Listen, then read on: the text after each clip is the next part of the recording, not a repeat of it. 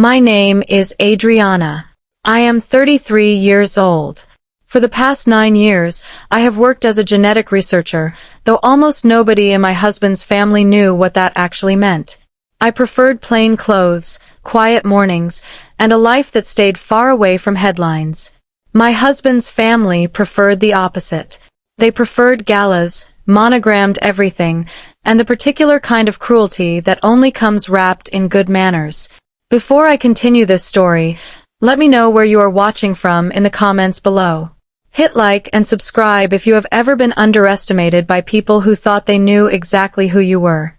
Today I am going to tell you about the day my sister-in-law called me a broke nanny in front of 40 of her closest friends, and how, less than 20 minutes later, a phone call changed the direction of every single life in that room.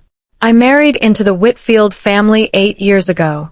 My husband, Julian, was 36, a marketing executive at his father's pharmaceutical company, Whitfield Biotech. He had his father's charm and his mother's need for approval, a combination that made him easy to love in the beginning and exhausting to live with by the end. Julian's father, Charles Whitfield, was the founder and CEO of the company, a silver-haired empire builder who had spent 4 decades turning a small diagnostics lab into a billion-dollar biotech firm.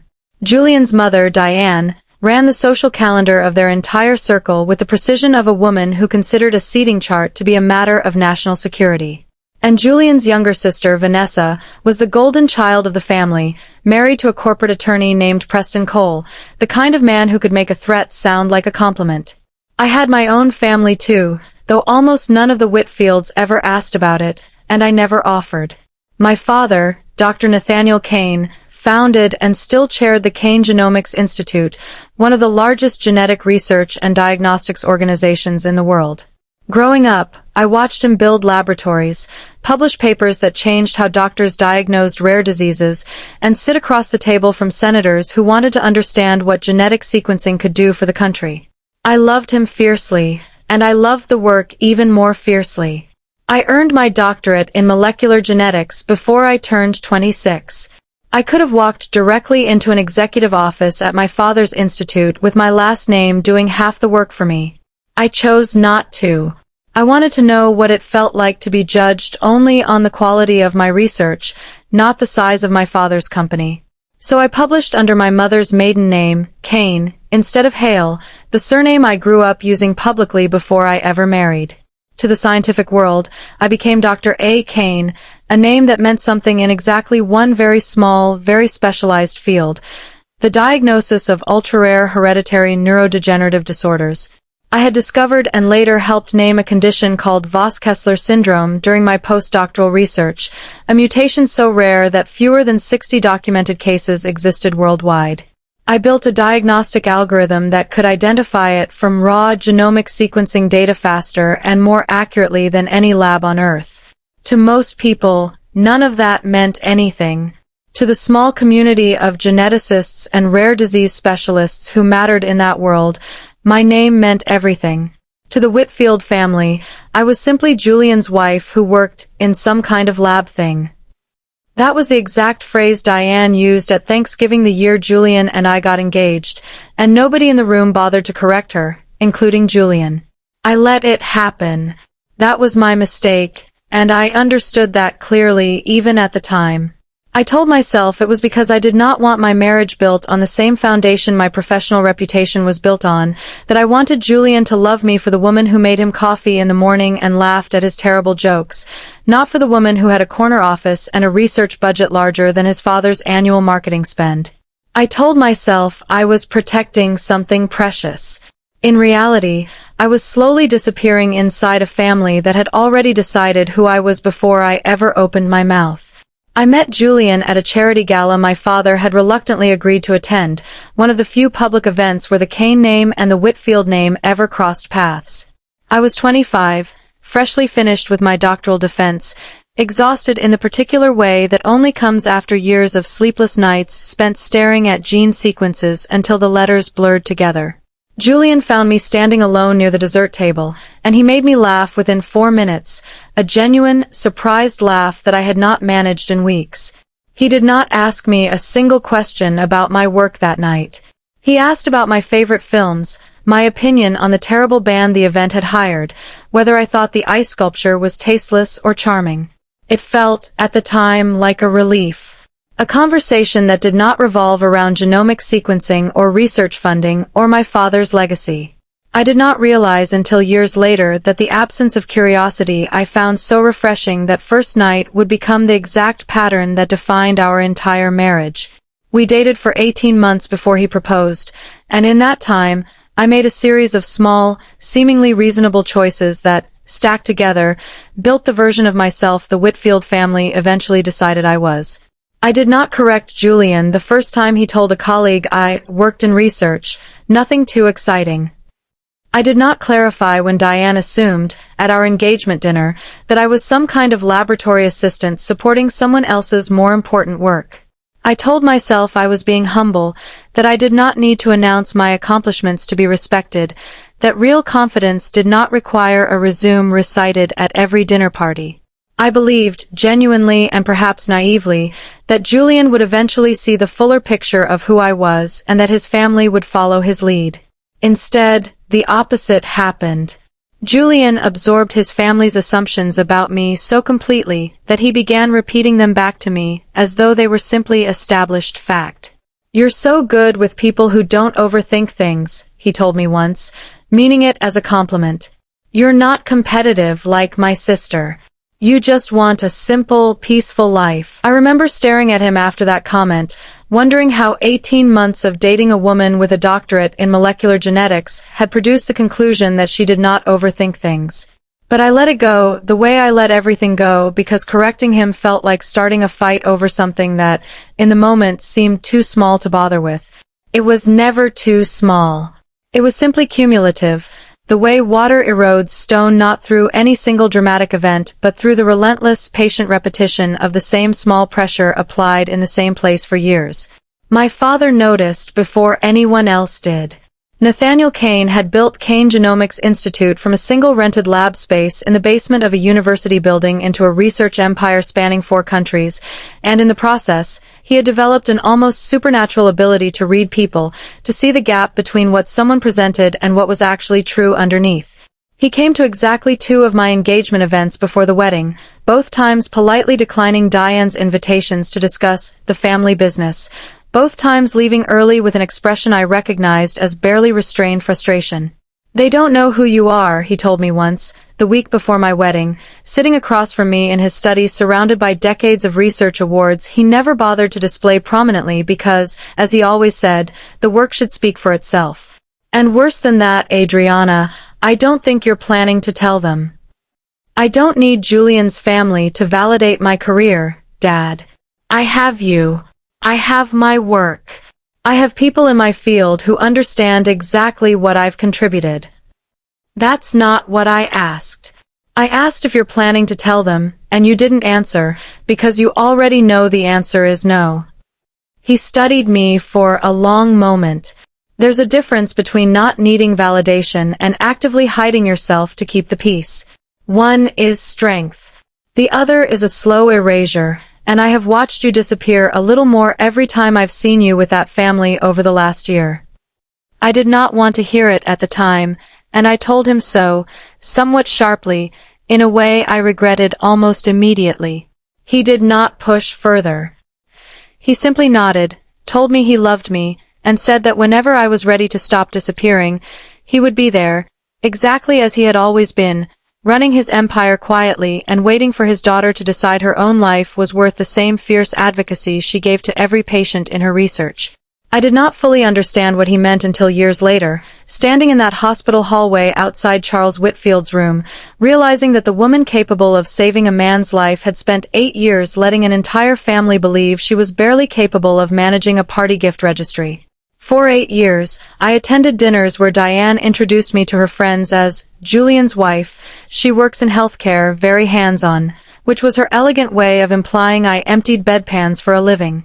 I attended holidays where Vanessa asked me to watch her children so the real adults could talk business at the table. I attended anniversary parties where Preston made jokes about my little science hobby, while his law partners chuckled politely and moved on to more interesting topics. And through all of it, Julian sat beside me, said nothing, and later told me privately that I was being too sensitive, that his family simply did not understand people who worked regular jobs, and that I should not take it so personally. I took it personally every single time.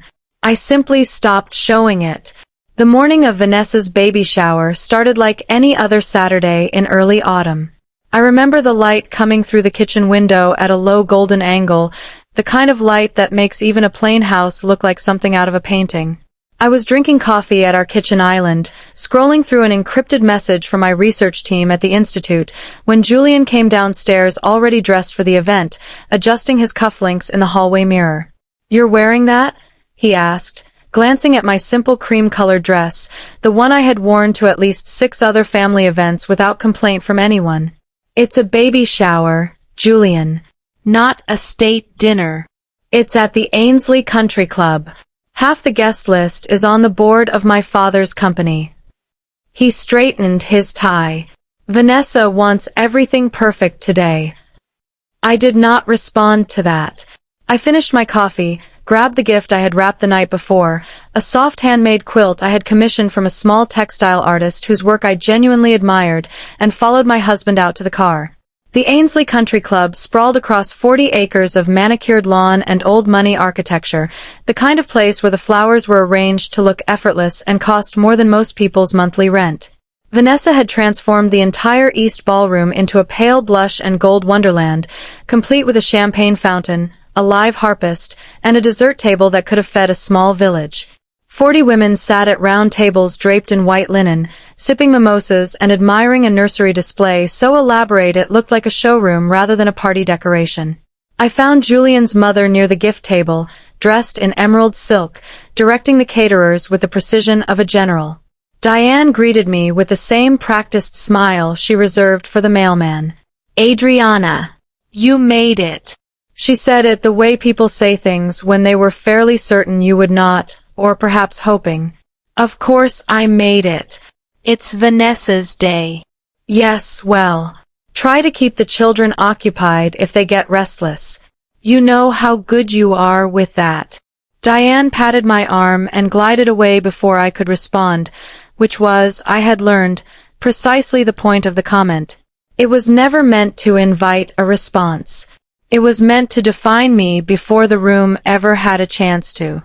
I found a seat near the back, close enough to be polite, far enough to be forgettable, which was exactly where the Whitfield family preferred me.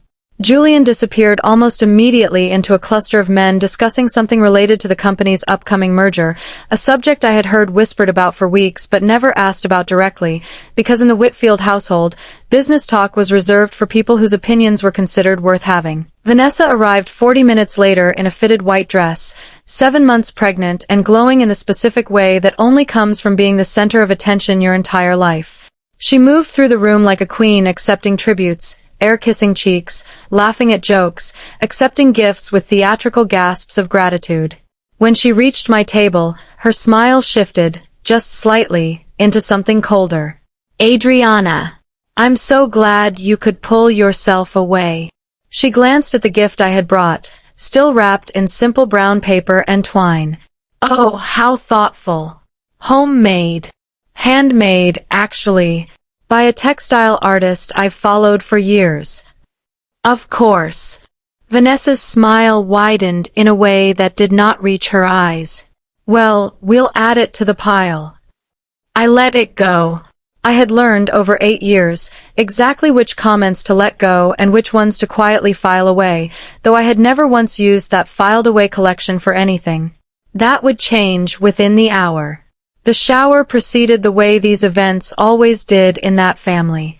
There were games involving guessing the circumference of Vanessa's belly, prizes for correctly identifying melted chocolate bars disguised as diaper contents, and a slideshow of Vanessa's pregnancy journey set to soft piano music while 40 women dabbed at their eyes with cocktail napkins.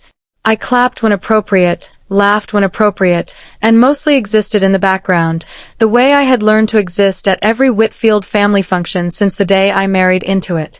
It was during the gift opening portion of the afternoon that everything changed. Vanessa sat on a white throne-like chair positioned at the front of the ballroom, opening presents while her mother read the gift tags aloud and a photographer captured every reaction for the family album. She had worked through nearly the entire pile, exclaiming over designer onesies and a stroller that cost more than my first car when she reached my quilt. She held it up, examining the careful stitching, the soft muted colors I had chosen specifically because I knew the nursery theme.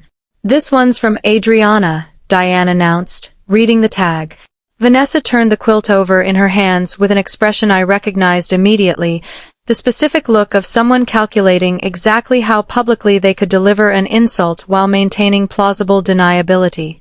"It's sweet," Vanessa said, loud enough for the whole room to hear. "Really?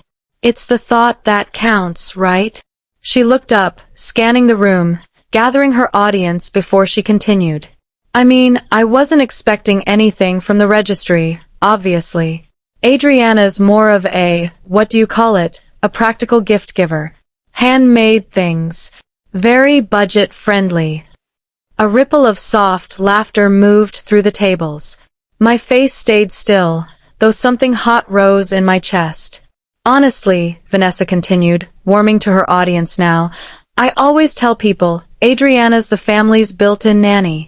She's amazing with the kids, watches them for free at every single event, never complains. It's actually so helpful, because God knows we can't all afford real childcare on a lab technician's salary." She laughed, a bright, performative sound. "No offense, Adriana. I just mean, it's nice having someone around who doesn't have anywhere more important to be." The room laughed harder this time. Not everyone. I could see a few uncomfortable faces near the back, women who did not quite know where to look. But most of the room laughed, because laughing at the family's designated joke was easier than questioning it. I looked at Julian across the room. He was standing near the bar with two of his father's board members, and he had heard every word. I watched him for a long moment, waiting for something, anything, a raised eyebrow, a subtle shift of loyalty, some small sign that he found this as ugly as I did. Instead, Julian gave a small, tight smile and looked down at his drink. That was the moment something inside me went very, very quiet. I did not stand up and make a scene. I did not cry, though the humiliation burned exactly the way it always burns, hot and sudden, spreading from your chest up into your throat until you can taste it. I simply sat there, hands folded in my lap, while 40 women I barely knew laughed at the idea that I was a broke nanny who existed in that family purely to be useful and free.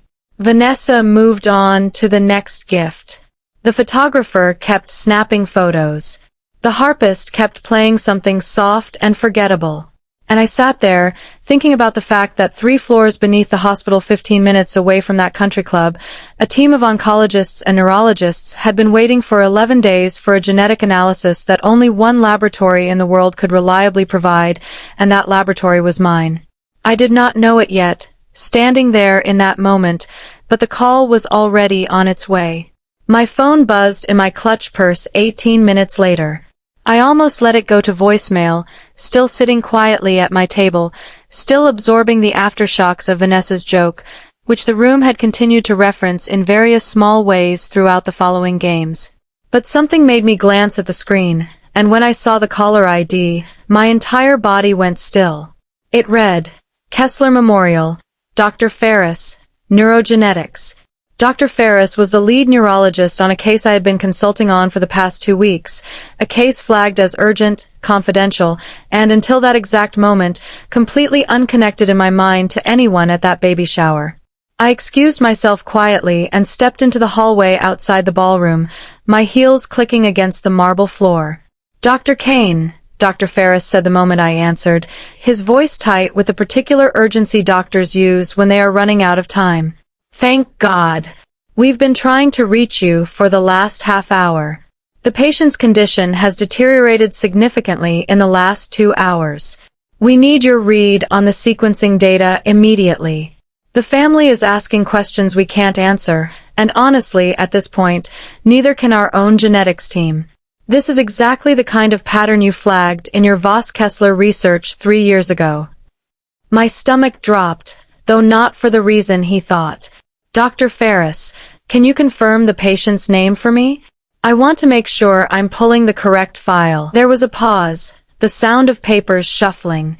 Charles Whitfield, 64 years old.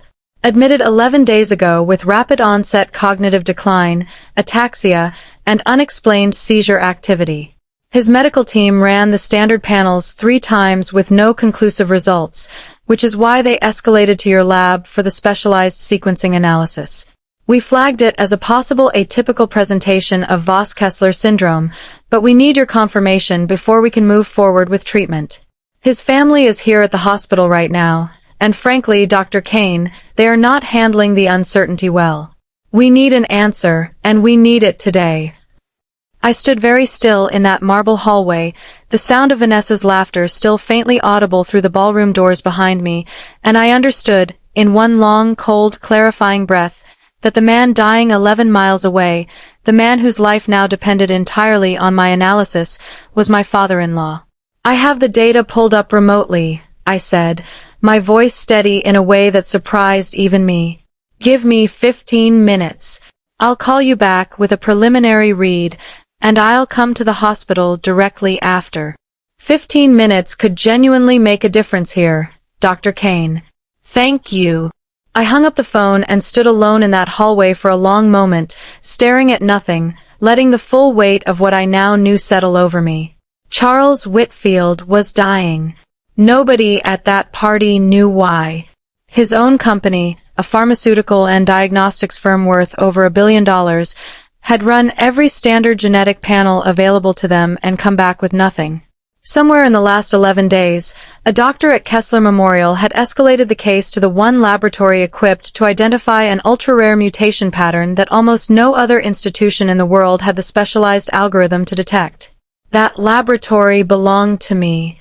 The research behind it belonged to me. The years of work that made this diagnosis possible belonged entirely, completely, to the woman that room had just spent an entire afternoon calling a broke nanny who existed to babysit other people's children for free. I pulled out my laptop from my bag, connected to the secure server through my phone's hotspot, and opened the sequencing file Dr. Ferris had already uploaded to our shared portal. My hands were steady. My mind cleared the way it always did when I was working, all the noise of the day falling away, replaced by columns of genetic data that told a story far more precise and far more honest than anything a room full of people in silk dresses could ever tell about a person. It took me 11 minutes to confirm what I already suspected. Charles Whitfield had a spontaneous mutation on a gene sequence nearly identical to the pattern I had first documented 7 years earlier, a variant so rare that my own research remained the only substantial body of work on it in existence. It was treatable, if caught in time, with an experimental targeted therapy currently in late-stage trials at exactly one research center in the country. My research center. My trial. I called Dr. Ferris back exactly 14 minutes after we hung up. It's a variant of Voss-Kessler, I told him. Confirmed. I'm sending you the full report now, along with the treatment protocol from our current trial. He needs to start the targeted infusion within the next 48 hours to have any meaningful chance of reversing the neurological damage. I'm on my way to the hospital now. Dr. Kane, I don't know how to thank you. This family has been through hell for the last 2 weeks. I understand, I said quietly. I'm his daughter-in-law. There was a long silence on the other end of the line. I'm sorry, could you repeat that? Charles Whitfield is my father-in-law, Dr. Ferris. I'm married to his son. Nobody in that family knows what I do for a living. I'd appreciate it if you didn't mention that detail to them before I arrive. Another pause, shorter this time. Understood, Dr. Kane. I'll see you soon. I hung up the phone and walked back into the ballroom, my clutch purse clutched tight in one hand, my laptop bag over my shoulder, my heart pounding in a way that had nothing to do with fear and everything to do with a strange, electric clarity of knowing that the next hour of my life was about to change everything. Julian found me first, weaving through the tables with a concerned expression. Hey, where'd you go? Vanessa's about to do the gender reveal cake. Julian, I need to talk to you privately. Right now. Something in my voice must have registered, because his expression shifted immediately from mild annoyance to something more alert. He followed me to a quiet corner near the ballroom's side entrance. Your father is at Kessler Memorial, I said. He's been there for 11 days. His condition has been getting worse, and his medical team just escalated his case to a specialized genetics lab because they couldn't identify what's wrong with him. Julian's face went pale. Wait, what? My dad's in the hospital? Since when? Nobody told me anything about this. I don't know what your family has or hasn't told you, Julian, but I just got off the phone with his lead neurologist. They needed an urgent consultation from a specific genetics researcher because the standard panels came back inconclusive. I took a breath. That researcher is me. Julian stared at me, and for a moment I watched something in his face try to process information that simply did not fit into the framework he had built around who I was for the past 8 years. What are you talking about? You work in a lab. You're not Adriana. What is happening right now? I'm a geneticist, Julian. I have been for my entire career. I publish under my mother's maiden name, Kane, which is why you've never connected any of it. I discovered and named the condition your father almost certainly has. My research lab is the only one in the country currently running an experimental treatment trial for it. Your father needs to start that treatment within 48 hours or the neurological damage may become permanent. I watched his face carefully. I need to go to the hospital right now. You can come with me, or you can stay here and finish the gender reveal cake. That's entirely your choice. I did not wait for his answer. I turned and walked back into the ballroom, straight toward Diane, who was standing near the champagne fountain in animated conversation with 2 other women. Diane, I said, and something in my tone made all 3 women stop talking immediately. I need to speak with you. It's about Charles. Diane's face went through a rapid series of expressions, confusion, irritation at being interrupted, and then, as the words registered, genuine alarm. What about Charles? What do you know about Charles? He's at Kessler Memorial. I just got a call from his medical team. I need you to come with me right now. How would you possibly know anything about? Diane stopped herself, her eyes narrowing with a particular suspicion she seemed to reserve exclusively for me. Adriana, what is going on? I'll explain everything on the way. Right now, your husband needs to start treatment within 48 hours, and I'm the only person who can authorize and oversee that treatment. We need to go. Vanessa had noticed the commotion by then, waddling over from her throne-like chair with her hand pressed protectively over her belly. What's happening? Mom, what's wrong? Your father is in the hospital, Diane said, her voice cracking slightly. Apparently, Adriana knows something about it. Adriana knows something about medical treatment? Vanessa's laugh was short and disbelieving. What, is she going to tuck him in and read him a bedtime story? I turned to look at my sister-in-law directly for the first time since her joke about the quilt, and something in my expression must have finally reached her, because the laugh died in her throat. Vanessa, I said quietly, your father has a rare genetic mutation that I discovered during my doctoral research. I hold the patent on the diagnostic algorithm that just identified it. I run the only clinical trial in the country currently treating it. If we don't get him into that trial within the next 48 hours, the damage to his brain could become permanent. So no, I'm not going to tuck him in and read him a bedtime story. I'm going to save his life if there's still time, which is more than I can say for the last 8 years of jokes about how useless I supposedly am. The ballroom, which had been a low hum of party noise and clinking glasses, went almost completely silent around us. 40 women stood frozen mid-conversation, mid-sip, mid-laugh, staring at the scene unfolding near the champagne fountain. Diane's face had drained of all color. You're a doctor? I have a doctorate in molecular genetics.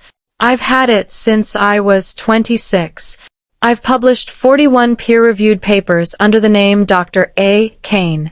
I run a research division at the Kane Genomics Institute, which, in case that name means anything to you, is currently the third largest genetic diagnostics company in the world. My father founded it. I chose not to use his name professionally because I wanted to be judged on my work rather than my last name. Apparently, the irony is not lost on me right now. Nobody said anything. Somewhere near the back of the room, someone's phone made a small chiming notification sound, absurdly loud in the silence. "We need to go," I said again, turning toward the exit. "Now. Julian, are you coming?" Julian was still standing near the side entrance, frozen, staring at me like he had never seen me before, which, I realized in that moment, was probably exactly true. The drive to Kessler Memorial took 11 minutes, though it felt considerably longer, filled with a silence so dense it seemed to press against the windows. Julian drove. Diane sat in the back seat, clutching her purse, occasionally asking questions I answered as clearly and calmly as I could manage. Vanessa had stayed behind at the country club, unable to travel comfortably in her condition, though I suspected part of her reluctance had less to do with her pregnancy and more to do with not wanting to face what was waiting at that hospital. "Why didn't you ever tell us?" Diane asked at one point, her voice small in a way I had genuinely never heard from her before. 8 years, Adriana. 8 years, and you never once mentioned any of this. I considered the question carefully before answering. I tried, in small ways, early on. Nobody ever asked follow-up questions. Nobody ever seemed particularly interested in what I actually did all day. It became easier to let people believe whatever they wanted to believe than to keep correcting them and watching their eyes glaze over. I paused. And honestly, Diane, at a certain point, it stopped feeling like my job to manage everyone else's assumptions about me. Diane did not respond to that. She stared out the window for the rest of the drive. Kessler Memorial's neurogenetics wing occupied the entire 4th floor of the East Tower, a quiet corridor of muted lighting and soft footsteps that felt worlds away from the champagne fountain and harpist we had left behind.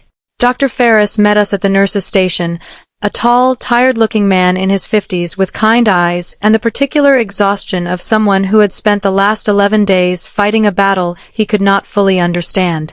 "Dr. Kane," he said, extending his hand. "Thank you for coming so quickly." I shook his hand, aware of Diane and Julian standing behind me, absorbing the sight of hospital staff addressing me by a title neither of them had ever used in my presence. "I've reviewed everything," I said. "I'd like to see him and go over the treatment protocol with your team directly." "Of course. This way." We walked down the corridor together, and I felt Julian fall into step beside me, close enough that his hand brushed mine, though I did not reach for it. "Adriana," he said quietly, so only I could hear. "I owe you an apology. A lot of apologies, actually. I don't know where to start." "Now is not the time, Julian." "I know. I just needed you to know that I know. I've spent 8 years not asking real questions about your life because it was easier not to. Because it let me keep believing whatever made things simple. And today, at the shower, when Vanessa said that thing about the nanny, I saw your face and I didn't say anything, and I've been sick about it since the second you walked back into that ballroom and told everyone the truth." I did not answer him. Not because I did not have things to say, but because there was a dying man at the end of that hallway, and for the next several hours, nothing else mattered more than making sure he lived long enough to hear whatever apologies were coming his way from the rest of his family. Charles Whitfield looked smaller in that hospital bed than I had ever seen him look at any dinner table or boardroom photo. His silver hair was matted against the pillow, his skin an unhealthy grayish pallor, his hands trembling slightly with a fine, involuntary tremor that I recognized immediately from the case files I had studied for years. His eyes opened slowly when we entered, unfocused at first, then sharpening slightly as he registered the people in the room. "Julian," he said, his voice thin and slurred at the edges. "Diane. Why is everyone?" Dad, it's okay, Julian said, moving to the bedside. We're here. We're going to figure this out. Charles's eyes drifted to me, confused. Adriana. Hello, Charles. I moved to the foot of the bed, keeping my voice calm and steady, the voice I used with every patient's family, though this was the first time I had ever used it on my own family. I've reviewed your test results. I know what's causing this, and I know how to treat it. But we need to move quickly. I spent the next 20 minutes explaining, in the clearest terms I could manage, the nature of Voss-Kessler syndrome, the treatment protocol, the timeline, the risks, and the reasonable expectations for recovery if we started immediately. Dr. Ferris and his team stood nearby, occasionally adding clinical detail, but largely allowing me to lead the conversation, which told Diane and Julian something about my credibility that no amount of explaining could have accomplished as effectively. Charles listened, his confusion slowly giving way to something like understanding, and then, as the reality of what I was telling him settled in, something like gratitude, and beneath that, something that looked remarkably like shame. "You're the specialist," he said slowly. "The one Ferris kept talking about. Dr. Kane. That's you. That's me." "I've read your papers," Charles said, and his voice cracked slightly, whether from the illness or the emotion, I could not entirely tell. "Years ago, when we were exploring acquisition targets in the rare disease diagnostic space, my team pulled research on emerging genetic sequencing algorithms. Your name came up. Dr. A. Kane. I remember thinking if we could ever get someone like this on our team, it would change the entire trajectory of the company." He looked at me, his eyes wet now, and not entirely from the tremor. "You were sitting at my dinner table for 8 years, and I never once made the connection. My God. Adriana. What have we done? You've had a rare and serious illness that almost nobody in the world knows how to identify," I said gently. "That's not a moral failing, Charles. It's just a fact. Let's focus on getting you well, and we can talk about everything else after." We authorized the treatment protocol within the hour. The first infusion began that evening, monitored closely by Dr. Ferris's team with input from my own lab remotely. I stayed at the hospital until nearly midnight, reviewing charts, answering questions, adjusting dosing calculations, doing the work I had done 1,000 times before for 1,000 other patients, except this time the patient's family sat in the corner of the room watching me with expressions I had never seen directed at me before, genuine, unguarded respect. Diane approached me near the end of the night, standing awkwardly by the window while I packed up my laptop. "I don't know how to say this properly," she said, "so I'm just going to say it badly and hope you understand what I mean underneath it. I have spent 8 years introducing you to my friends as someone who works in healthcare, very hands-on, and I meant it as a way of not having to explain something I never bothered to understand. I never asked you a real question about your work because I assumed there was nothing there worth asking about. I was wrong. I was deeply, profoundly wrong, and I am ashamed of how long it took a crisis like this to show me that. Thank you for saying that, Diane. I don't expect it to fix 8 years overnight." "It won't," I said honestly. "But it's a start." Charles's treatment continued over the following days, and slowly, gradually, the tremors began to subside, the confusion began to lift, and the man who had been slipping away in that hospital bed began, cautiously, to come back. It would take months of continued therapy for a full recovery, but within the first week, Dr. Ferris confirmed what I already suspected from the biomarker data: the treatment was working. Charles Whitfield was going to live, and the diagnosis that saved him had come from a laboratory that carried my name, built on research that Vanessa had spent 8 years calling a hobby. Word traveled fast in the Whitfield family's social circle, the way word always travels fast in circles built on gossip disguised as concern. Within 2 weeks, everyone who mattered in Diane's world knew that Charles Whitfield's life had been saved by a groundbreaking genetics researcher who happened to be his own daughter-in-law, a woman most of them had spent years politely ignoring at dinner parties and country club luncheons. But I want to be clear about something because I think it matters. I did not save Charles Whitfield to prove a point. I did not sit in that hospital calculating how satisfying it would feel to watch his family realize what they had spent 8 years dismissing. I saved him because that is the work I do, because somewhere along the way I made a promise to myself, back when I first identified Voss-Kessler syndrome during a lonely stretch of postdoctoral research, that I would use whatever I discovered to help every single person who needed it, regardless of who they were or how they had treated me. The reckoning that followed happened not because I engineered it, but because the truth, once it surfaces, has a way of rearranging everything around it, whether you intend for it to or not. It started with Preston. 2 weeks after Charles's diagnosis, while he was still recovering at the hospital under close observation, Preston Cole made the mistake of attempting to leverage the entire situation for his own benefit. As Whitfield Biotech's outside counsel and Vanessa's husband, Preston had been quietly managing the company's public relations around Charles's hospitalization, carefully controlling what information reached the board, the shareholders, and the press ahead of the merger the company had been negotiating for the better part of a year. What none of us initially realized was that Preston had been doing considerably more than managing information. He had been actively concealing it. I discovered this almost by accident, during a conversation with Dr. Ferris about insurance authorization for Charles's ongoing treatment. Ferris mentioned in passing that the company's internal counsel, meaning Preston, had specifically instructed the hospital's billing department to route all documentation related to Charles's diagnosis through a private channel rather than the standard corporate insurance process, citing shareholder sensitivity as the reason. That struck me as strange enough that I mentioned it to Julian that evening. Why would Preston care about insurance routing for medical bills? I asked. That's an unusual level of involvement for outside counsel. Julian frowned. I don't know. But now that you mention it, he's been weirdly controlling about anything related to Dad's condition since day one. He told me not to post anything on social media, not to mention it to any of our extended family, not even to tell my grandmother. He said it was to protect the company during the merger negotiations.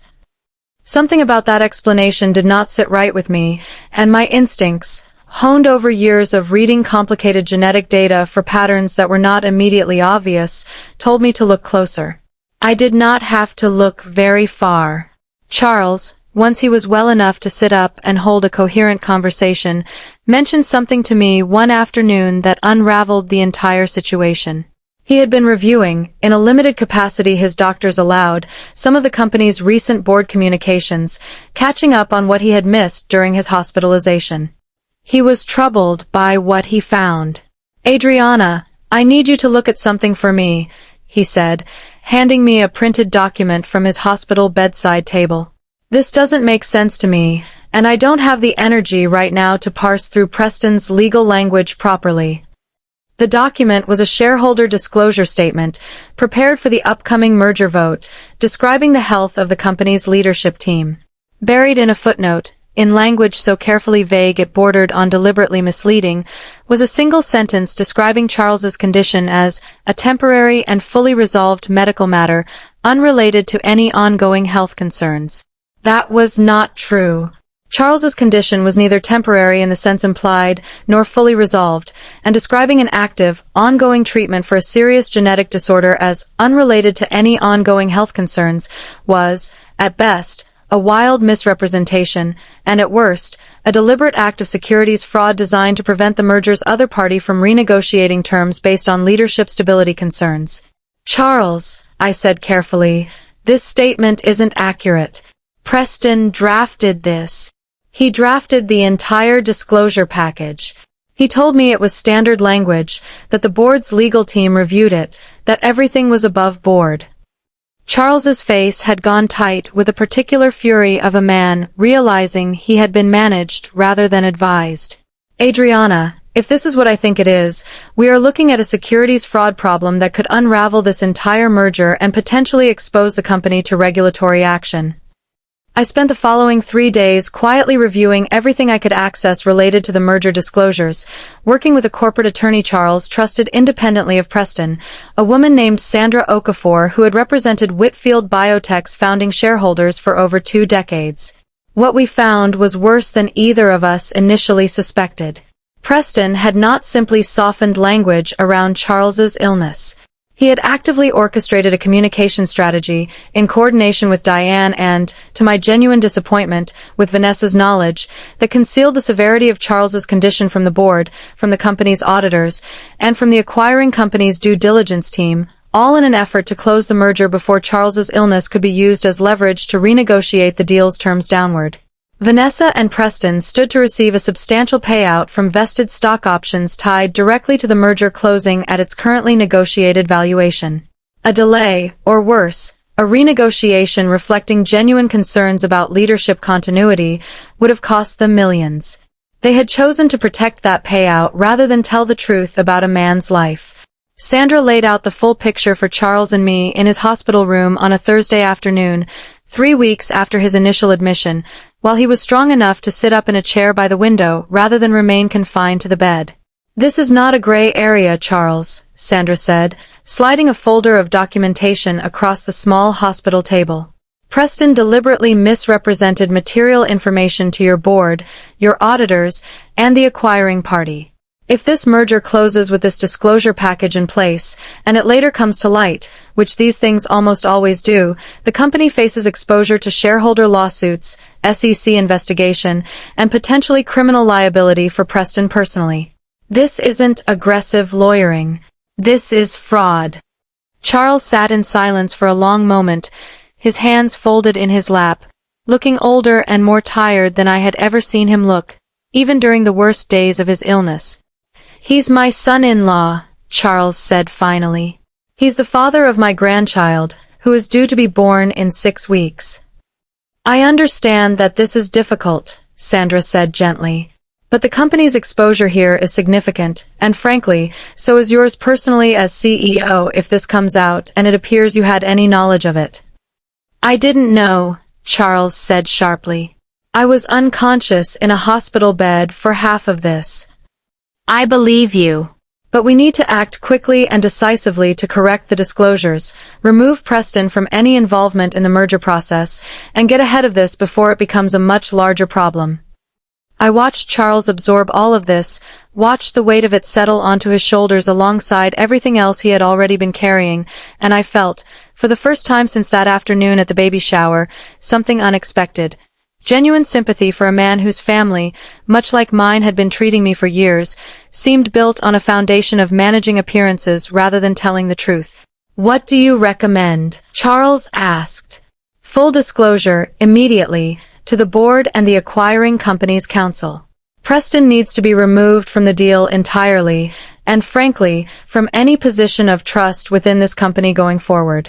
Depending on how the acquiring party reacts, we may need to renegotiate terms, or in a worst-case scenario, the deal could fall apart entirely. But the alternative, letting this stand and hoping nobody notices, is significantly more dangerous." Charles nodded slowly. "Do it. All of it. And Sandra, I want a full accounting of exactly what Preston has been doing on my behalf for the last 3 weeks. Everything. I want to understand the complete picture before I decide what happens next." The complete picture, when it finally emerged over the following 2 weeks, was worse than any of us had anticipated. Preston had not only concealed the severity of Charles's illness from the merger disclosures. He had also, in a separate and even more troubling scheme, used his position as outside counsel to quietly redirect a portion of the company's legal contingency fund, nearly $2.3 million over the course of 18 months, into a series of shell entities that traced back, through several layers of obfuscation that Sandra's forensic accounting team eventually unwound, to accounts controlled by Vanessa. The money had been used, among other things, to fund the extravagant nursery display at the baby shower, a series of luxury vacations Vanessa had taken over the past year, and a down payment on a beach house neither Julian nor Charles had previously known existed. When Sandra presented this information to Charles, in a conference room at the hospital with Diane, Julian, and me present, the silence in the room stretched on for what felt like several full minutes. $2.3 million, Charles said finally, his voice quiet in a way that was somehow more frightening than shouting would have been. "My daughter and her husband stole $2.3 million from my company while I was lying in a hospital bed unable to speak in full sentences." "Charles," Diane started, "surely there's an explanation." "Diane," Do not defend this. Charles's voice sharpened. Do not sit in this room and defend theft from my own company, orchestrated by my own family, while I was dying and none of you thought to tell me the truth about anything. Diane's face crumpled, though whether from genuine remorse or simply the shock of being confronted so directly, I could not tell. In the years I had known her, I had never once seen Diane Whitfield look anything other than composed. I didn't know about the money, Diane said quietly. I swear to you, Charles, I didn't know about that part. I knew about the disclosure language, and I genuinely thought, we were protecting the family, protecting the company, protecting everything we've built. I didn't know Preston was stealing from us. I believed her, though it did not particularly matter whether I believed her or not. The facts existed independently of anyone's intentions, and the facts were devastating. Julian, who had been sitting quietly through most of this, finally spoke. What happens now?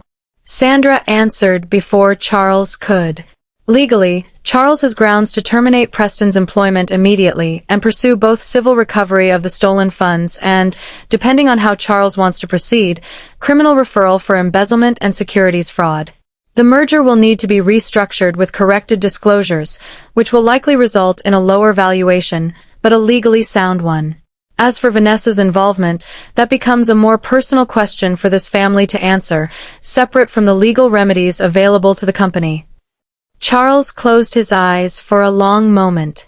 When he opened them again, something in his expression had hardened into a resolve I recognized, distantly, as the same quality that had allowed him to build a billion-dollar company from nothing over 4 decades. Pursue everything, Charles said. Full recovery. Full disclosure. If Preston committed fraud against my company, he answers for it exactly the way anyone else would answer for it. I don't care that he's family. Especially because he's family. If we let this go because of blood, we deserve every consequence that comes from that decision. My father called me the evening after Charles's diagnosis became public knowledge within the family, his voice carrying the particular restrained satisfaction of a man who had waited a long time to say something and was determined not to say it too smugly. I heard what happened, Nathaniel said. Dr. Ferris called me directly, actually, to confirm the treatment protocol details on my end, since our institute holds the primary trial license. He mentioned, somewhat carefully, that the patient turned out to be your father-in-law. It's been a complicated week, Dad. I imagine it has. A pause. Are you all right? I considered the question honestly before answering. I don't know yet. I saved his life. I'm glad about that. More than glad. Genuinely. But everything underneath it, the way his family has treated me for 8 years, the way Julian let it happen, none of that gets undone just because I turned out to be useful in an emergency. No. My father agreed. It doesn't. But Adriana, I want you to hear something from me, and I want you to actually hear it, not just let it pass through the way you let so many things pass through over the years. You did not become worth respecting the day you saved that man's life. You were always worth respecting. The only thing that changed is that a room full of people who refused to look at you properly finally had no choice but to look. That's not the same as you earning something you didn't already have. I sat with that for a long moment, the phone pressed to my ear, feeling something in my chest loosen slightly, the way it always did when my father said exactly the thing I needed to hear without any of the softening most people use to make hard truths easier to swallow. I'd like to come see Charles, my father said. Professionally, if that's all right with you. I think there's real value in our institutes collaborating more closely on his ongoing treatment, and frankly, I'm curious to meet the man who apparently ran an entire pharmaceutical company for 4 decades without once thinking to ask his own daughter-in-law what she did for a living. He visited the following week, arriving at the hospital in the plain gray suit he wore to nearly everything, carrying none of the performative gravity people often expected from a man who controlled an empire worth billions. Charles, sitting up in a chair by the window, extended his hand as my father entered the room, and I watched 2 men who had spent decades building parallel kingdoms in the same industry finally meet, under circumstances neither of them would have chosen. Dr. Kane, Charles said. "I've read your work for years. I had no idea until 3 weeks ago that your daughter was the one who actually authored half the papers I admired most. She published under her mother's name specifically so people would judge the work rather than the last name attached to it," my father said, glancing at me with something that looked almost like pride, though he rarely allowed himself to show it so plainly. "It seems the strategy worked rather too well in this particular case." Charles let out a short, tired laugh, the first real laugh I had heard from him since his hospitalization began. "That's one way to put it. I spent 8 years assuming my son had married a lovely, uncomplicated woman who enjoyed watching children at parties. Turns out I was sitting across the table from one of the most respected geneticists in the country and never once thought to ask her a real question about her life." "With respect, Charles," my father said, his tone even but pointed, "that failure belongs to your family, not to my daughter. She should never have needed to announce her credentials to earn basic curiosity from the people she married into. The fact that it took a medical crisis for anyone in this family to finally ask who she really was says considerably more about the room than it does about her." Charles absorbed that without argument, nodding slowly, the particular nod of a man who recognized a fair criticism when he heard one and had decided, somewhere in the last 3 weeks of nearly dying, that defending his own family's failures was no longer worth the energy it required. "You're right," Charles said simply. "And I intend to spend whatever time I have left correcting it, as much as that's possible at this point." The two men spent the following hour discussing treatment protocols, research collaboration, and eventually, almost as an afterthought, the merger crisis that Sandra's forensic team had just begun unraveling. My father listened carefully as Charles explained what they had found regarding Preston's disclosure fraud, his expression darkening slightly with each new detail. "Family businesses are the most dangerous kind," my father said finally. "Because the people closest to you have the most opportunity and the least fear of consequences, because they've spent a lifetime assuming blood erases accountability. I built Kane Genomics on exactly one rule that never bends, regardless of who is standing in front of me. The work and the truth come first, always, even when it costs you something you love. Especially then." Charles looked at him for a long moment.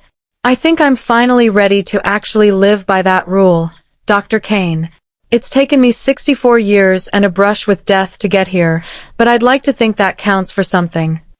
The confrontation with Preston and Vanessa happened 4 days later, in a conference room at Whitfield Biotech's headquarters, the same building where Julian worked, the same building whose lobby I had walked through exactly twice in 8 years of marriage because nobody had ever particularly wanted me there. Charles, still recovering but strong enough now to sit upright through a difficult meeting, took his position at the head of the table alongside Sandra and 2 members of the board's audit committee. I sat beside Julian, not because I had any legal standing in the matter, but because Charles had specifically asked me to be present, as the person who saved my life and, frankly, the only person in this family who has been honest with me in weeks. Preston arrived in his usual crisp navy suit, radiating the kind of unshakable confidence that had served him well in 1,000 negotiations. Vanessa followed behind him, 8 months pregnant now, moving carefully, her hand resting protectively on her belly. "Charles, you're looking well," Preston said, taking a seat across the table with the easy familiarity of a man who had spent years believing himself untouchable in this family. "I heard you wanted to discuss the merger timeline. I've got some good news, actually. The Acquiring Parties Council confirmed yesterday they're ready to close within the next 2 weeks, assuming the final disclosure package clears their review." "The disclosure package isn't clearing anyone's review," Charles said, his voice flat. "Because it's fraudulent, and you know it's fraudulent, because you wrote it." Preston's expression flickered, just slightly, a hairline crack in an otherwise composed facade. "Charles, I don't know what you're—" "Don't," Charles said, and the word landed with enough force that Preston actually stopped talking. "Don't sit at this table and pretend confusion. Sandra's team has spent 2 weeks unwinding exactly what you did, both to the merger disclosures and to the $2.3 million that somehow found its way from my company's legal contingency fund into accounts controlled by my daughter." The color drained slowly from Vanessa's face. Preston's jaw tightened, and I watched him run through, in real time, the mental calculations of a man deciding whether to deny, deflect, or accept the reality of the situation. In the end, he chose the same strategy he had built his entire career on: aggressive confidence, regardless of the facts. Charles, I don't know what Sandra's forensic team thinks they found, but I can assure you every financial decision I made was within the scope of my authority as outside counsel. If you're accusing me of impropriety, I'd strongly recommend you consult independent legal counsel before making statements you can't walk back. I have independent legal counsel, Charles said. Sandra is sitting right next to me. And the documentation is extensive, Preston. Wire transfers. Shell entity formation records. The beach house closing documents with Vanessa's name on the deed, purchased 11 months ago with funds traced directly back to the contingency fund you controlled. You didn't cover your tracks nearly as well as you apparently believed. Vanessa's hand had drifted from her belly to grip the edge of the table. Dad, whatever this is, I'm sure there's an explanation. Preston wouldn't just steal from the company. That doesn't even make sense.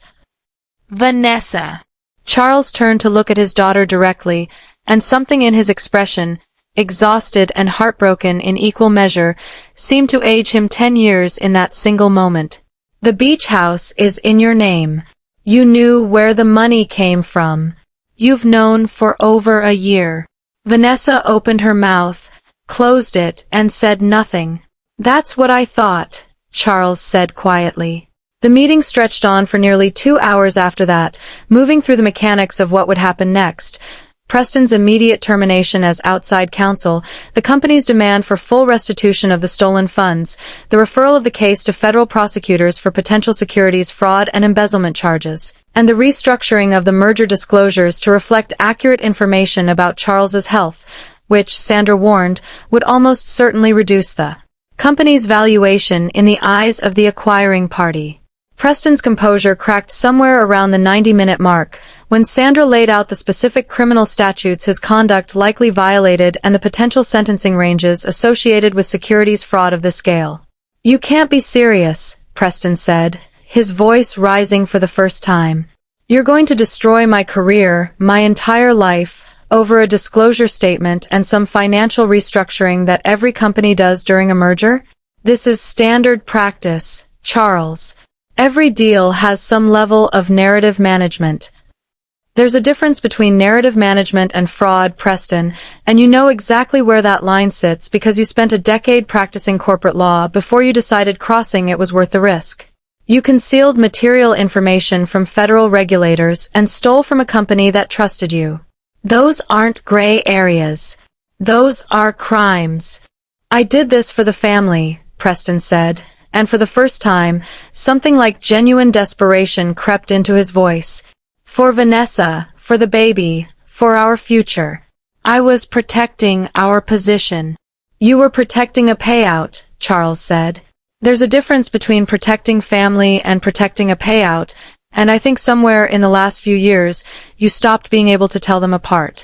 Vanessa began crying then, quietly at first, then with the particular intensity of someone realizing, all at once, the full scope of what was collapsing around her. I watched her, and I want to be honest about what I felt in that moment, because it would be easy to say I felt vindicated, easy to say that watching the woman who had called me a broke nanny in front of 40 guests now sit sobbing at a conference table as her husband's crimes unraveled her entire life felt like justice, clean and satisfying. It did not feel that way. It felt heavy and sad and complicated, the way real consequences almost always feel when you are close enough to see the human cost underneath them. Vanessa, I said quietly, the first thing I had said in the entire meeting, did you know specifically that the beach house was purchased with stolen company funds? She looked at me, her mascara streaked, her hands shaking. I knew Preston said we had extra money from some kind of legal settlement bonus. I didn't ask a lot of questions. I didn't want to know the details. That's not the same as not knowing, I said gently. You knew enough to know you shouldn't ask. She did not respond to that, because there was nothing left to say that would change the facts sitting on the table between us. The following months unfolded with the particular slow-motion inevitability of consequences finally catching up to people who had spent years believing they were exempt from them. Preston was formally terminated from Whitfield Biotech and referred to federal prosecutors, who, after reviewing Sandra's forensic documentation, brought charges for securities fraud and embezzlement. His law firm dissolved his partnership within weeks of the charges becoming public, and the extensive media coverage of the case, ironic given how hard Preston had worked to control the narrative around Charles's illness, ensured that his name became permanently associated with exactly the kind of scandal he had spent his entire career helping other people avoid. Vanessa was not charged criminally, since the forensic evidence, while suggesting knowledge, did not rise to the level required for prosecution. But the civil consequences were severe. The beach house, along with several other assets purchased with the stolen funds, was seized and liquidated to repay the company. Charles, in a decision that caused significant tension within the family for months afterward, declined to provide any additional financial support to Vanessa beyond what was legally required, stating plainly that he had spent his life building something meant to be protected, not exploited, and that protecting it now meant holding his own daughter accountable the same way he would hold anyone else. "I love my daughter," Charles told me one evening, months later, as we sat in his study reviewing some of the ongoing treatment protocols for his continued recovery. "I will always love her. But loving someone and enabling them are not the same thing, and I spent too many years confusing the two."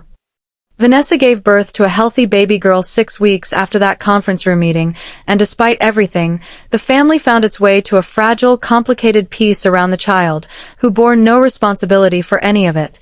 I visited the hospital the day after the birth, bringing another handmade gift, a soft knitted blanket this time, and Vanessa, exhausted and raw in the particular way new mothers are raw, looked at me for a long moment before speaking. "I'm sorry," she said quietly, "for the joke at the shower. For 8 years of jokes, honestly.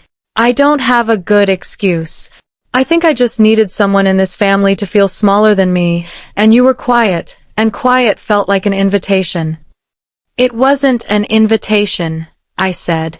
"It was just me trying to have a life that didn't revolve around proving myself to people who'd already decided who I was." "I know that now." She looked down at the baby sleeping in her arms. "I don't know how to undo 8 years of treating you like you were beneath this family, Adriana. But I'd like to try, if you'll let me." I did not have a perfectly satisfying answer for her in that moment, and I think that is honest, and I think honesty matters more in these stories than tidy resolutions. I told her that trust rebuilds slowly, through actions sustained over years, not through a single hospital room apology, however sincere it might be. I told her I was glad the baby was healthy. I told her I would be there as an aunt, as family, but that the version of our relationship built on my silence and her cruelty was over, permanently, regardless of what came next. She nodded, understanding, and I left the hospital that day feeling something I had not expected to feel after everything that happened. Not triumph, not vindication, but a strange, settled kind of peace, the sense of a foundation finally being built on something true instead of something performed. Julian and I spent a difficult 6 months rebuilding our own relationship in the aftermath of everything the baby shower had exposed, not just about his family, but about our marriage. I told him, more than once, exactly how it had felt to sit at that table for 8 years while he stayed silent, how the small tight smile he gave his father's board members while his sister mocked me had been its own kind of betrayal, quieter than a slap but no less damaging over time. "I let my family define you because it was easier than defending you," Julian admitted one night, months later, sitting across from me at our kitchen island, the same island where this entire story had, in some sense, begun. "I told myself I was keeping the peace. I was actually just choosing comfort over you, every single time, for 8 years. "Yes," I said. "You were. I want to be someone different going forward. I don't know exactly what that looks like yet, but I know it starts with never again staying quiet while someone I love gets diminished in front of a room." We stayed together, though it would be dishonest to pretend the road forward was simple. Some things, once seen clearly, cannot be unseen, and Julian's silence at that shower remained, for a long time, a wound that resurfaced during arguments, during quiet moments, during the ordinary friction of rebuilding trust after something has cracked it. But he showed up, consistently, in the months that followed, in the small daily ways that actually matter more than any single grand gesture, asking real questions about my research, attending a conference with me and introducing himself, unprompted, as Dr. Kane's husband, correcting his mother the very next time she introduced me vaguely at a family gathering. Charles fully recovered over the following year, his neurological symptoms resolving almost entirely under the continued treatment protocol for my lab's clinical trial. He became, unexpectedly, one of the most vocal advocates for expanding access to rare disease genetic testing, using his company's resources and his own public story to fund research grants for exactly the kind of work that had saved his life.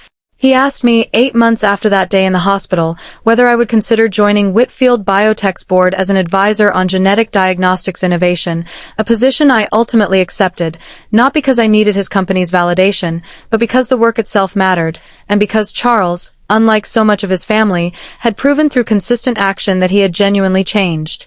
I also, for the first time in 9 years, began publishing under my own name. Not Kane, the careful professional shield I had built to separate myself from my father's shadow, but Adriana Hale Kane, a small change that felt enormous, a decision to stop hiding pieces of myself for the comfort of people who had never bothered to ask who I really was. A year after that baby shower, the Kane Genomics Institute opened a new research wing dedicated entirely to ultra-rare hereditary disorders, funded in part by a substantial grant from Whitfield Biotech and named, at Charles's insistence and over my initial objections, the Adriana Hale Kane Center for Rare Disease Genomics. I stood at the ribbon-cutting ceremony in a simple navy dress, surrounded by researchers, patients whose lives had been changed by early diagnosis, and in the front row, my father, Julian, Diane, Charles, and even a quiet, humbled Vanessa holding her daughter, now a year old, on her hip. I thought, standing there, about the woman who had sat at the back of that ballroom 8 years into a marriage, folding herself smaller and smaller to fit into a family that had already decided who she was before she ever spoke a word. I thought about the quilt Vanessa had held up and mocked as budget-friendly, and I thought about the fact that the same hands that stitched that quilt had also, less than a month later, written the treatment protocol that saved her father's life. The story people tell about you, when you let them tell it uncontested for long enough, has a way of becoming the story you start to believe about yourself. I let the Whitfields tell a story about me for 8 years, a story about a quiet, harmless, useful woman who existed at the edges of their world to watch their children and fetch their coffee and absorb their jokes without complaint. I let that story stand because correcting it felt exhausting, because I told myself my worth did not depend on anyone else's understanding of it, and there is truth in that belief, real truth, worth holding on to. But there is also this: sometimes the people who diminish you are not doing it because they see your smallness clearly. They are doing it because they have never bothered to see you at all, and the moment they are finally forced to look, really look, the story falls apart entirely, revealing something they never expected to find underneath. I did not save Charles Whitfield's life to teach his family a lesson. I saved his life because it was the work I had trained a decade to be able to do, and because a person's worth to me has never depended on whether they were kind to me first. But I would be lying if I said there was no satisfaction, quiet and complicated as it was, in watching a room that had once laughed at the idea of me as a broke nanny slowly, painfully, come to understand exactly who had been sitting among them the whole time. We often shrink ourselves to fit into spaces that were never built to hold our full potential, hoping that our patience and our silence will eventually be rewarded with acceptance. Sometimes it works out that way. More often, it simply teaches the people around us that our silence is available for the taking, that our worth is negotiable, that we will keep absorbing whatever they decide to hand us without ever asking for better. The lesson in my story is not that revenge feels good, though I would be dishonest if I claimed watching consequences finally arrive for Preston and Vanessa felt like nothing at all. The real lesson is simpler and harder. The truth about who we are does not require anyone else's permission to exist. It was always there, waiting, whether the room around us chose to see it or not. And when it finally surfaces, it rarely arrives quietly. It arrives exactly the way mine did, in the middle of a party built on performance and appearances, carrying with it every year of underestimation, and settling the score not through cruelty, but simply, undeniably, through the truth. A few months after the ribbon-cutting ceremony, I was invited to deliver the keynote address at the International Congress of Human Genetics, an honor I would have found almost unimaginable a year earlier, back when I was still quietly publishing papers under a borrowed name and letting an entire family believe my greatest talent was watching other people's children at parties. I stood at a podium in front of nearly 2,000 researchers, clinicians, and geneticists from around the world, and I spoke about Voss-Kessler syndrome, about the years of quiet, unglamorous work that had gone into identifying it, and about the importance of never assuming you understand the full measure of a person based on what they choose to show you at a dinner table. Julian sat in the third row that day, next to my father, both of them watching with an attentiveness that would have seemed impossible to imagine a year before. Diane had asked, tentatively, if she could attend as well, and I had said yes, and watching her sit quietly in the audience, taking notes on a talk about molecular pathways she barely understood, felt like its own small, strange kind of victory, not because she finally respected the work, but because she had finally decided the work was worth the effort of trying to understand. After the talk, a young researcher approached me at the reception, barely older than I had been when I first identified the syndrome myself, and told me that my early papers, published under the name Dr. A. Kane, had been the reason she pursued genetics in the first place. She had no idea, until that afternoon, that the reserved, careful woman who wrote those papers was the same woman standing in front of her now, finally publishing under her full name, finally unwilling to disappear into anyone else's comfortable assumptions about who she should be. "Can I ask you something?" the young researcher said. "Why did you wait so long to use your real name?" I thought about the question for a long moment before answering honestly. I told myself for a long time that hiding parts of who I was made me humble, or strong, or easier to love. It took almost losing myself entirely inside someone else's family to understand that hiding isn't the same as humility. Sometimes it's just fear wearing a more comfortable disguise.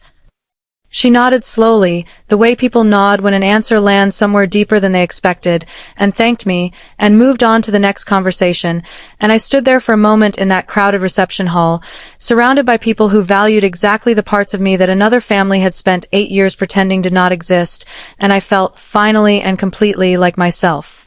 Vanessa and I built something resembling a real relationship over the following 2 years, slow and imperfect, built on small consistent gestures rather than grand apologies. She started asking real questions about my research, awkwardly at first, the way anyone does when they are genuinely trying to understand something they spent years dismissing. Her daughter, as she grew, came to know me not as the quiet woman who watched her at parties, but as Aunt Adriana, the scientist, the one who explained, in simple enough terms for a curious 4-year-old, why some people's bodies worked a little differently than others, and why that difference was something to study and understand rather than something to fear. Preston pleaded guilty to reduced charges 18 months after that conference room confrontation, avoiding the maximum sentence in exchange for full cooperation and restitution. Though his career in law was permanently over, his reputation destroyed as thoroughly and publicly as he had once tried to destroy the truth about Charles's illness.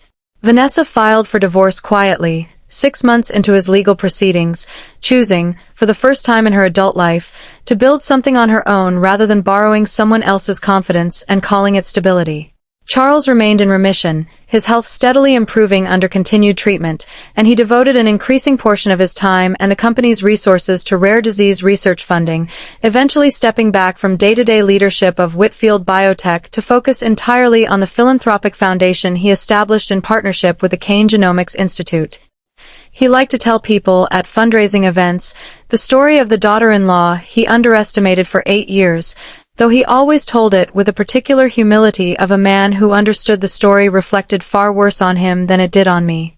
Julian and I are still married, still working every single day on becoming the version of a partnership we should have built from the very beginning, one where silence is never mistaken for peace, and where love means showing up loudly for someone, especially in the rooms where it would be easier not to.